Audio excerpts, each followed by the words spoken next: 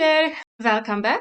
Recently, a lot of people are asking what the difference is between the CCS and CPC credentials, so let's have a quick look.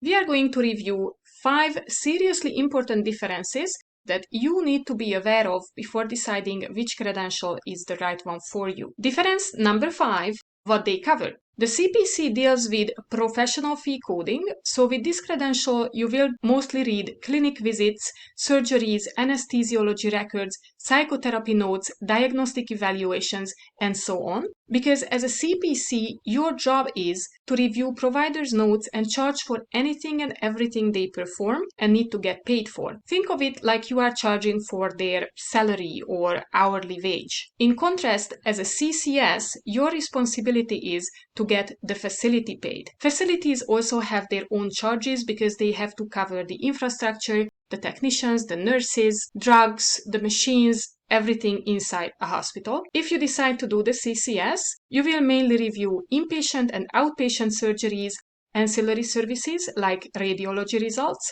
drug administrations in infusion centers or in the ER, emergency department services, observation services, deliveries, and like services where the facility would have its own charges for the patient. The code sets you will be using for all of this are almost the same. Both credentials require the CPT, the ICD-10-CM, and HCPCS code sets, but the CCS also covers ICD-10 PCS codes for inpatient surgical coding. ICD-10 PCS codes are super cool looking, by the way. This one is a real-life example for a surgery on a facial bone. Difference number 4. Who owns the credential and how much it will cost you to stay certified? The CPC is owned by AAPC. In order to keep your credential, you must be an AAPC member and pay a yearly membership fee, which is currently $190, expected to hit $200 any moment now. The CCS credential belongs to AHIMA.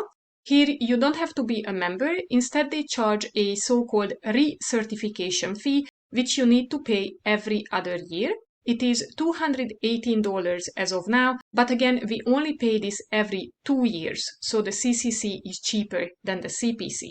Both organizations require continuing education units, but thankfully there are plenty of free CEUs out there, so this is not really a concern. Difference number 3, the difficulty. The CPC is easier because it is a beginner credential. Anyone without medical or coding background can successfully sit for it, but the CCS is best for those who already have at least some coding experience or extensive schooling. AHIMA actually used to require 2 years relevant experience before they allowed anyone to try for the CCS. This rule is no longer in effect, so you can go and do the CCS as a new coder.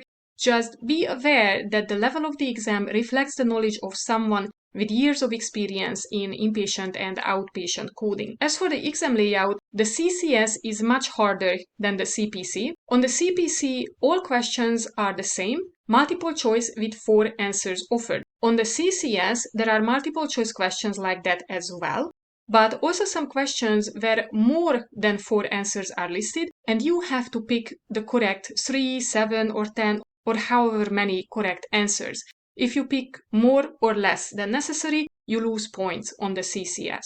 The CCS is also harder because it covers more topics. The CPC is mainly coding, anatomy, medical terminology, and compliance focused, while the CCS requires knowledge in coding, billing, clinical documentation improvement, legal issues, and compliance as well. Last but not least, the CPC only deals with outpatient coding rules, but for the CCS, you have to know both inpatient and outpatient coding, what makes it more difficult. But what do you get for your trouble if you do go for the CCS? Important difference number 2, salary and job prospects. A simple Google search reveals that CCS credentialed coders make more on average. This is because CCS coders deal with inpatient coding, and this type of coding pays way better than almost anything else in the profession. The number of open jobs is usually the same. These are the results of a simple search on Indeed for medical coding opportunities using these 2 credentials.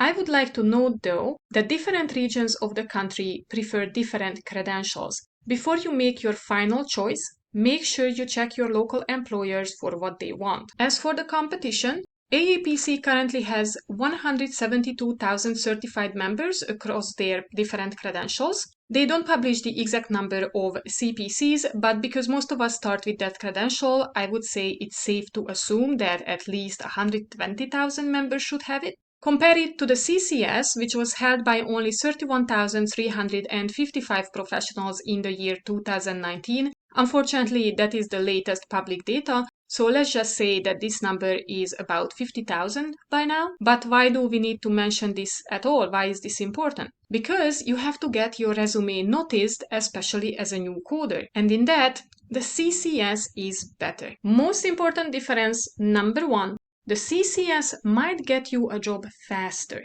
When you pass your CPC exam with flying colors, you actually become a CPCA, a Certified Professional Coder Apprentice. The apprentice designation can be removed if you already have at least 2 years work experience, or if you purchase and complete another AAPC product called Practicode. Unfortunately, for as long as you are a CPCA, you won't qualify for a lot of jobs because employers don't like to hire inexperienced coders. It is totally unfair, and thankfully this trend is changing, but for now it's still a serious problem. And because modern hiring starts with AI scanning resumes for keywords, most resumes with a CPCA on them will be declined immediately. Now, if you have the CCS, you don't have this problem because a CCS is a CCS.